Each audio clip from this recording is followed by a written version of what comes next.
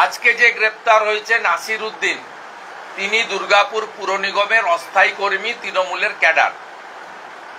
ওনার বাবা পার্টির portfolio holder. এই ঘটনার সঙ্গে এতদিন তো অনেক তথ্য চলছিল, আজকে আরেকটি নতুন তথ্য যুক্ত হলো যে এই গণধর্ষণের সঙ্গে সরাসরি তৃণমূল কংগ্রেসের পদাধিকারীও যুক্ত। স্বাভাবিকভাবে শাসক যেখানে শোষক, সেখানে আইনের শাসন এবং বিচার পাওয়ার কোনো জায়গা নেই। One lady came. Here is one lady came. That is our chief minister. It knows everybody. In front of media, এয়ারপোর্টে বেড়াতে যাচ্ছেন, বলছেন যে রাত্রিবেলা বেরোনো ঠিক হচ্ছে না, বলছেন নারী সুরক্ষা নিজেদের বুঝে নিতে হবে।